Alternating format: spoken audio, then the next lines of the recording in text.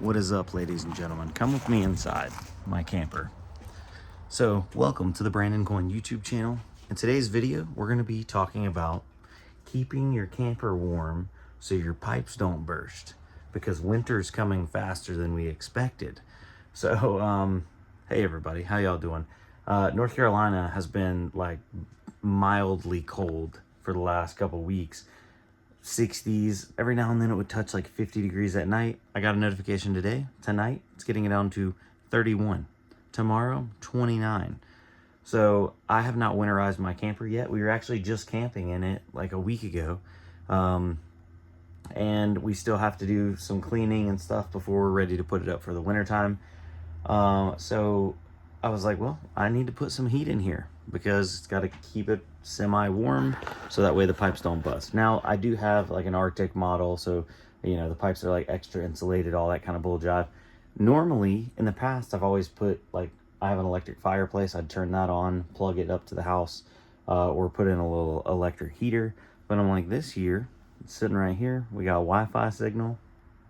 Let's put a miner in there. So, ladies and gentlemen, let me introduce you to the Mini Doge 3 Plus. So this guy right here, and this one is adorned with the extra graphics. You can no longer get these, but it's got my Brandon Coin, the jellyfish logo, and the Boxy. I think that's the name of the mascot, Boxy the miner on there. This side, it's got, you can see the intake fans, Wi-Fi. You can also plug it up to Ethernet. And then this side is where that's where the magic happens. That's where the heat comes out, right there. So these aren't super high power. I think they're 800 mega hash on script. So your Dogecoin, your Litecoin, that kind of stuff. We'll go over to profitability when we get inside. And I want to say they're like 500 to 600 watts. So, oh, there we go. Were we still recording? I think so. So yeah, about 800 mega hash, and then anywhere from, I believe, 500 to 600 watts. So not a super high power heater, but I don't need a super high power heater in here. Low and slow, just a little bit of heat, keep it from freezing in here. Right now it is 54 degrees Fahrenheit, so it's still pretty warm, but temperature's gonna drop fast tonight because we have some super cold front coming in. Now, I could have put other miners in here, like an L3 Plus, but I don't have Ethernet out here. So the reason why I like the Mini Doge 3 Plus from Gold Shell is it's got an integrated power supply. So I just have it plugged up to here, run down to there, and then the power consumption. The fact that it doesn't burn, you know, gobs and gobs of power. I don't have to worry about it overdrawing on this circuit. Now, this is a 15 amp circuit, but I would not push this, being that it's, you know, camper grade. I wouldn't push this over like 75% sustained. Normally it's like 80% and you're safe. We'll give this one a little extra leeway. Heck, we're not even pushing it at 50%. 50% of a 15 amp 110 volt breaker is like 750 watts, and we're not even close to that. I believe we're 100 or 200 watts below that, so we're well within the safe range. But this is something that it's quiet. You could set it in your room, you could set it in your camper, and as long as you're within Wi-Fi range or you have Ethernet, you're off to the races. Now let's go inside and check out it's not profitable to run, but considering I was going to have to burn heat anyway, it's a win-win. It's a win-win. Now I am going to set a backup here. I do have a furnace, and we're going to set the furnace at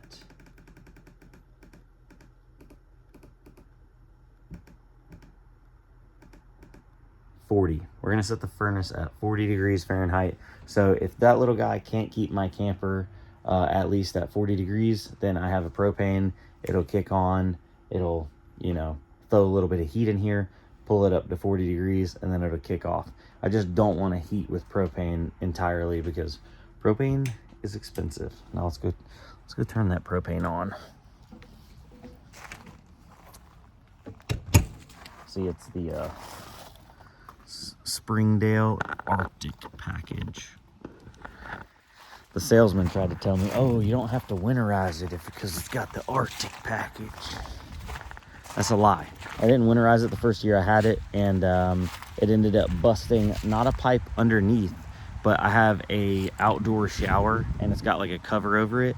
I opened that cover up the next year when I went and like hooked all the water up, and the little valves where you twist it to open up, like to use it's like a little outdoor shower thing. I don't know how to explain it. You know what I'm talking about. It's like looks like a faucet sink handle that you can pull off, and you get like 2 feet.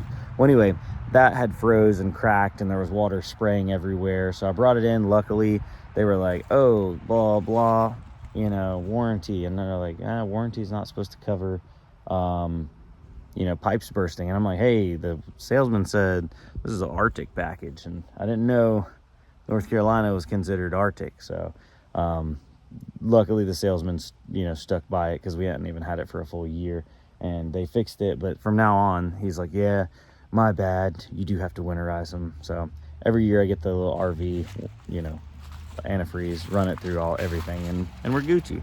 But yeah, so sorry to keep you guys. I know you came here for miners and mining stuff, and now you're learning about winterizing your RV or your camper. Let's cut the propane on. Oh goodness. Is it already on? Oh, the propane's already on. I never cut it off. That's great. That's great. You're not supposed to do that. Because if you got a leak, it'll leak it all out. All right. Anyway, we got that on. Let's go inside and see what this bad boy is doing. There we go. And there's the actual usage, 500 watts at 810 megahash. So not the most current thing on what is it called, efficiency, but it's nice all in one package, puts out a decent amount of heat. 500 watts is going to be somewhere right around 1500 BTUs, so good for a small room. It's relatively quiet, and it's got Wi-Fi with that built-in power supply. Now, what's it going to make a day? It's making 72 cents a day. Let me just make sure that's correct. ASIC miner value, I notice, has been a little off lately. Let me go grab some data from the other website that I've been using. Let's see here. ASIC profitability. Miningnow.com. I've had really good luck out of this. So Doge, let's search for mini Doge 3 Plus. 77 cents a day. What did ASIC miner value say? 72 cents a day. So 77 cents a day. I have really high power, so I'm at 14 cents a kilowatt. It's burning $1.68 a day. So it's technically, if I was trying to mine for profit, I'd be losing 91 cents a day. But since I need to run this for heat, and I'd otherwise be running an electric heater, no electric heater is going to be generating me 76 cents a day. So in a month, that's $22. In a year, which I'm not going to run this in the summertime. I haven't run it last summer. I just run it in the wintertime for heat. But it would make you $278 a year, but it would cost you $600. And it actually would cost you a little bit more than that if you're running it inside in the summertime, because then that would make your HVAC have to work harder and run more air conditioning than normal. So that's why mining is great in the wintertime, but not so great in the summertime. So if you're interested in getting one of these, let's see, do they have some